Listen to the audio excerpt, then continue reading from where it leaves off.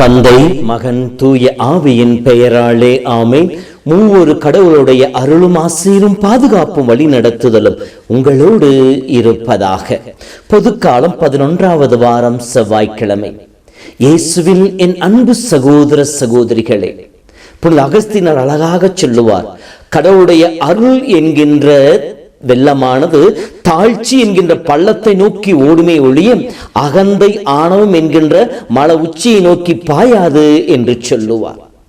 ஆம், நாம் அகந்தையோடு ஆணவத்தோடு இருக்கின்ற பொழுது அயலாருடைய அன்பையும் இழந்து விடுகின்றோம், ஆண்டோடைய ஆசிரியம் இழந்தவர்கள் நின்று கொண்டு இருக்கின்றோம். அதே வேளையிலே தாழ்ச்சியோடு பணிவோடு நம்மை ஏற்றுக்கொள்கின்ற பொழுது, நம்மையே ஆண்டவர் கரங்களை ஒப்புக் கொடுக்கின்ற பொழுது பரமனுடைய பாசமும் நமக்கு கிடைக்கின்றது.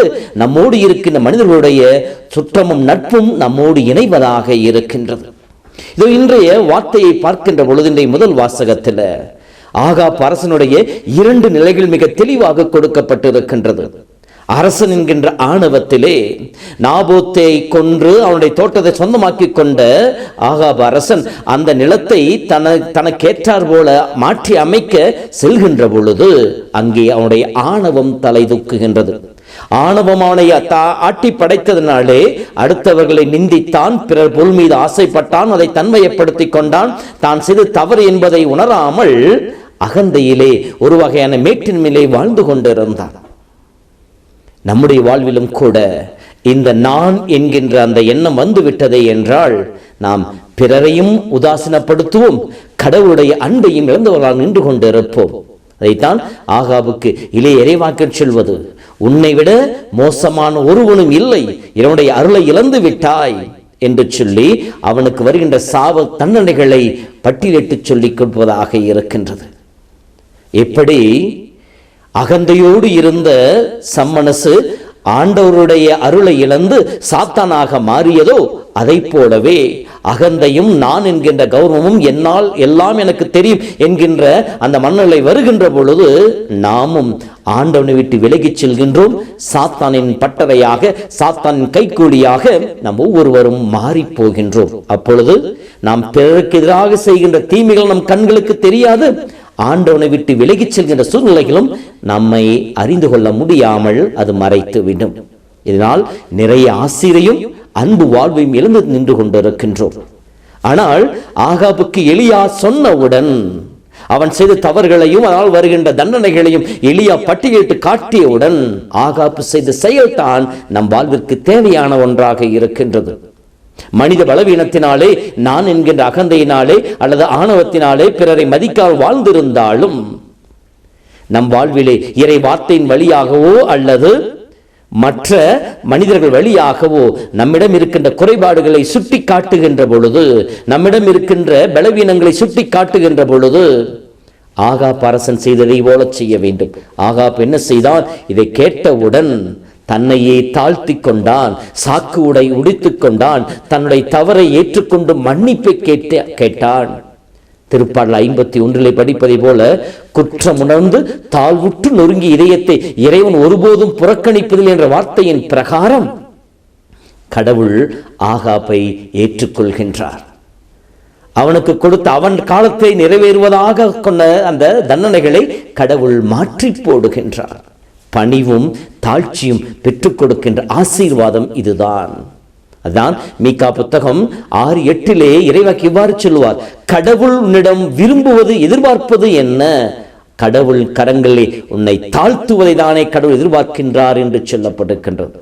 இதையேதான் பேதுரு தன் திருமுகத்தில் சொல்லுகின்ற பொழுது, கடவுளின் வல்லமையான கருத்தில் உங்கள் தாழ்த்துங்கள், அவர் தக்க நேரத்தில் உங்களை உயர்த்துவார் என்று சொல்லப்பட்டிருக்கின்றது. தாழ்ச்சி இறைவனுடைய அருளையும் பெற்றுக் கொடுத்தது, இதனுடைய மன்னிப்பையும் பெற்றுக் கொடுத்தது, சாப தலையிலிருந்து விடுதலை பெற்றுக் கொடுத்தது, தண்டனை வாழ்வில் இருந்து முழுமையாக அவனை காப்பாற்றியது. நம்முடைய வாழ்விலே இந்த தாழ்ச்சி இருக்கின்றதா? நாம் செய்த பாவங்களை, நம்மிடம் இருக்கின்ற குறைபாடுகளை பிற சொல்லி காட்டுகின்ற பொழுது, அன்று இயேசு வாழ்ந்த காலத்தில் இந்த பரிசேயர்களைப் போல எதிர்த்து செயல்படுபவர்களாக இருக்கின்றோமோ, அல்லது ஏற்றுக்கொண்டு மனம் வருந்தி மன்னிப்பை கேட்கின்றவர்களாக இருக்கின்றோமா? பெரும்பான்மையான சமயங்களிலே பிறர் நம்முடைய குறைபாடுகளை, நம்மிடம் இருக்கின்ற சிறு சிறு தவறுகளை சுட்டி காட்டுகின்ற பொழுது, ஆமா நீங்க யோகியமா தான் பார்த்துக்குங்க, அவர் சரியா இருக்கிறாம என்னை சொல்ல வந்துட்டார் என்று சொல்லி பிறர் மீது கோபப்படுவோம், அல்லது அவரிடம் இருக்கின்ற குறைபாடுகளை பேச ஆரம்பிப்போம். நம்மிடம் இருக்கின்ற குறைபாடுகளை ஏற்றுக்கொள்ள மாட்டோம். எனவே நம் வாழ்க்கையிலே மாற்றமும் இருக்காது, மாவனுடைய ஆசீரும் இல்லாமல் போய்விடும். அதைத்தான் இன்று ஆகாவரசன் நமக்கு சொல்லி காட்டுகிறார். ஒருவேளை மனித பலவீனத்தினால் நாம் தவறு செய்தவர்களாக இருக்கலாம், நாம் குறைபாடுள்ள மனிதர்களாக இருக்கலாம். நம்முடைய பலவீனம் நம்மிடம் இருக்கின்ற அகந்தையினாலே, ஆணவத்தினாலே நம்மை ஆண்டோடைய அருளை விட்டு விலகி போக செய்திருக்கலாம்.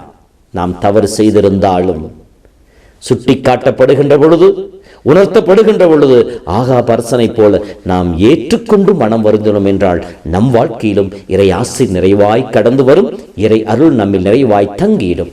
ஆகவே அகந்தையில் வாழ்ந்த நேரங்கள் போதும், நான் என்கின்ற ஆணவத்திலே நம்மையும் நம் உறவுகளையும் சிதைத்த தருணங்கள் போதும். நம்மோடு இருக்கின்ற மனிதர்களை, கணவன் மனைவி பிள்ளைகள் பெற்றோரை, இப்படி நம் உறவுகளை சிதைத்தது போதும். மனவேதனையிலே மன சங்கடத்தில் வாழ்ந்து வைத்த தருணங்கள் போதும். தாழ்ச்சியோடு பிறரையும் ஏற்றுக்கொள்வோம், நாம் செய்த தவறுகளை ஏற்றுக்கொண்டு கடவுளும் மன்னிப்பு கேட்போம். இறைவன் அருளால் உள்ளத்தில் அமைதியும் குடும்பத்தில் சமாதானத்தையும் ஏற்படுத்துவோம். கடவுள் நம் தண்டனைகளை மாற்றி போடுகிறவர், நிறைவாழ்வை தந்து நம்மை ஆசீர்வதிப்பாராக. ஆண்டவர் உங்களோடு இருப்பாராக. எல்லாம் வல்ல இறைவன் தந்தை, மகன், தூய ஆவி உங்களை உங்கள் குடும்பத்தையும் ஆசீர்வதித்து பாதுகாத்து வழி நடத்துவாராக. ஆமேன்.